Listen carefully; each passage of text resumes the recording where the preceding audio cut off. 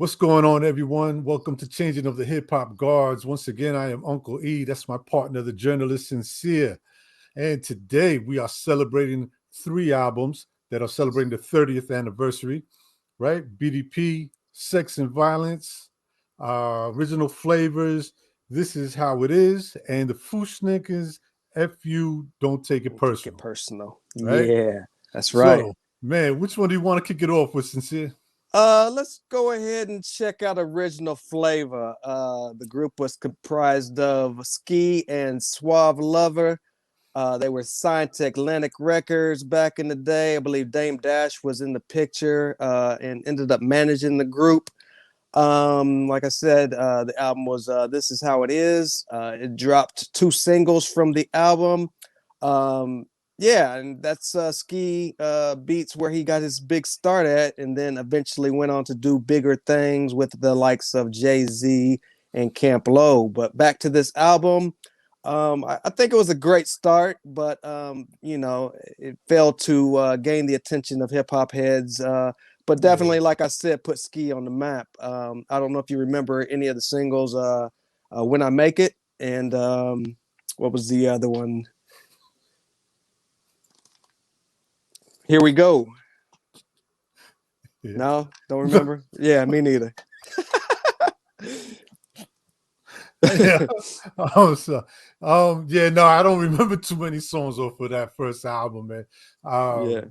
To me, I really came more to know about them off their second album, but Right. Right. you know what I mean. I heard some of the songs obviously back then, but it wasn't anything that really grabbed my attention like that. To be honest No. with you, uh, No. again, second album to me, the beats got better. You know, the style was a little bit better. But regardless, it's still their debut. Like you said, Ski Beats, everybody knows who he is. Right. Nowadays, as far as his production goes. He transitioned on to be one of the biggest producers. You can't forget about Reasonable Doubt and Uptown Saturday Night, and Mhm. you know, yeah, big shout out to Ski Yeah. and Suave Lover. So Which one we got next? You want to go with Fu-Schnickens? let's go with Fu-Schnickens. Fu, Don't Take It Personal. The group was comprised of Chip Fu, Mock Fu, and Pac Fu, signed to Jive Records. Like we talked about, it dropped today as well. They incorporated martial arts in with some of the visuals. All the guys were from Flatbush, Brooklyn. The album eventually went gold later that year. Let's take it back to some of the singles and your initial thoughts. Let's go with Ring the Alarm. Ring the Alarm, I liked. Yeah. Other way, other way. Yep, yep, yep. There you go. There you go. Ring the Alarm to me was dope. I honestly liked I liked a few tracks off of that album. Mm-hmm. For me, Chip Fu, of course, was the highlight of the group. You know what I mean? Yeah, I he used to was always look forward to hearing what he was gonna do. right. Um, Very fast with the lyrics. Very fast, really sharp with it, and entertaining at the same time. Right. Super skilled. Chip Fu is to me an amazing MC. Um, I wasn't too crazy about the other two members, to Mock be Fu and honest with Pac Fu. you. Fu and Pop. Yeah, kind of sounds like an appetizer in the Chinese restaurant, right? Right. Let me get the Mok Fu and Pak Fu, some soy sauce. Yeah. I, um, yeah, I don't know, man. Chip Fu to me single handedly was the dopest out of the three. Uh, but Ring the Alarm was dope. Of course, La Schmoove. You know what I mean? Got nothing to prove. That was a good song. What was the other one? True Fu-Schnick. True Fu-Schnick, right? So yeah, so there was a couple of singles True that I Fu-Schnick. liked. Mhm. Yeah. So You know, pretty dope, pretty dope. But I, but I think the only other guest appearances they had Fife Dog as well as yeah, Drez on Check It Out. yeah, Uh, Fife and you know, Drez. yeah, label Mhm. mates with Tribe Called Quest. So yeah, pretty I dope. mean, and I'm not gonna lie, the highlight for me obviously was because Fife was on that. You know Oh what I yeah, mean? That was really what really drew my attention to that song, was the fact that Fife was on it. right. So other than that, again, shout out to the Fu-Schnickens, those celebrating 30 years of that first album, Indeed. Mach Fu and Pak Fu. And Chip Fu. Shout And out to Chip. those guys. Yes, sir. Hey, by the way, Chip Fu destroyed it at the 30th anniversary. 30th anniversary for UMTV Raps. He was by himself? By him, yeah, I think Mach Fu and Pak Fu might have been, I don't know. Out Fu somewhere. Yeah. I don't know, man. We got to try to find those guys and see what's up with them these days. Indeed, that's what we do. Yeah, man. What's up next? BDP? Last but not least, the last album by Boogie Down Productions on Jive Records. We have Sex and Violence. I was excited when this album dropped. Oh, yeah. 92. I believe the first single, was it Duck Down? Yeah, I believe so. What a leadoff single. Yeah, Duck Down. I remember it like it was yesterday. But, great way to kick off that album. Felt like almost like, just a KRS-One album. You know what I mean? Yeah. I love it, man. Yeah, guest included Freddie Fox, Kid Capri, Heather B. Production by Prince Paul had a track or two, Kenny Parker as well. Also had the hit We In There. We In There, one of my favorites. Oh, you got the single. Nice. Yeah. Nice. We In There is still one of my favorites. I like honestly, I love the whole album. I mean, I'm trying to think, what was like the weakest track on there?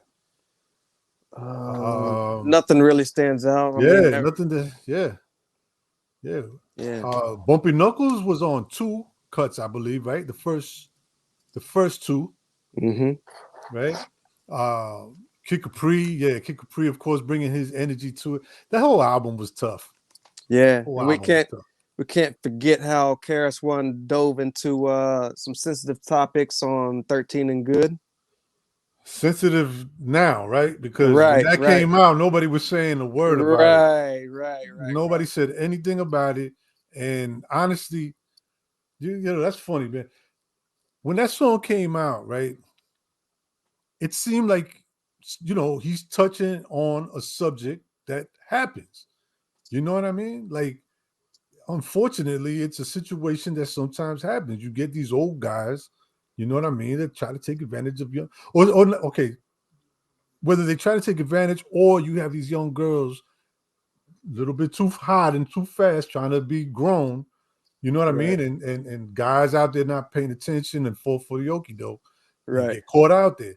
So to me at the time, he was just talking on a subject that happened, bringing it to light. Right. And then now these days, they flip it around. And honestly, though, I believe the only reason why I got flipped around for KRS-One was because of the whole Bambaataa situation. Because what happened was, after the Bambaataa situation, KRS made some comments. And then after he made the comments and people weren't too happy about that, now they were like, oh, I guess that's what 13 and Good meant. You know what I mean? Yeah. So, whatever. It is what it is. Everybody got their opinion. But I like that track when it came out. To me, he was telling the story. Right. It is what it is, man. But what was the other one I liked on there? Help me out, bro. What's Yeah, so we Build got Build and Destroy. Yeah. One of my favorites. The whole album is tough. Yeah, classic album, classic material. Like I said, all these albums are celebrating 30 years. Does it seem like 30 years for some of these? Not at all, man. Not at all. Well, original flavor, kind of, yeah. Even sounds like it. It sounds like it, and it just seems like it was a long time. Fu-Schnickens somewhat, and KRS definitely not.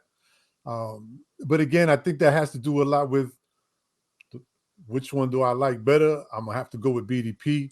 Of course. Obviously, I was listening to that throughout the years and years. You know what I mean? Right. Original Flavors, that first album when it came out, that was probably my last time ever listening to it until today.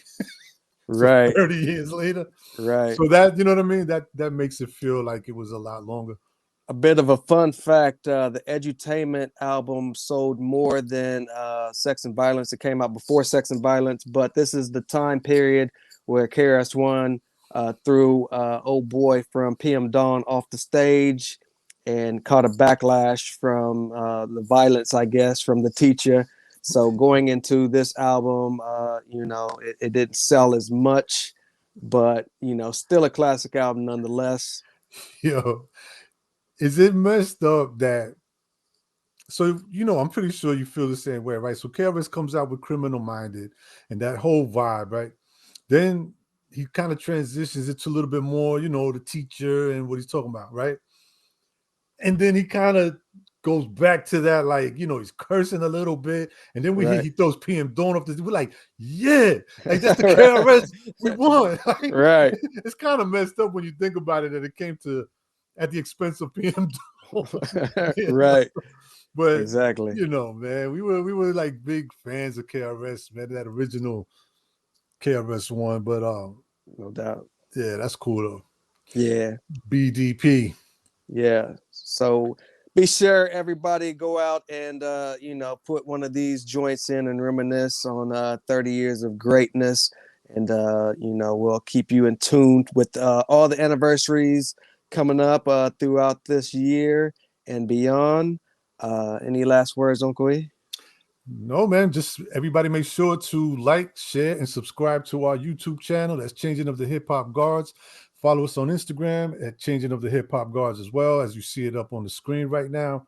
And just tell a friend to tell a friend. We have a lot of great interviews, exclusives, weekly reviews. So make sure you stay in tune. No doubt. I'm the journalist Sincere, I'm Uncle Lee. and we're out of here. Peace. Peace.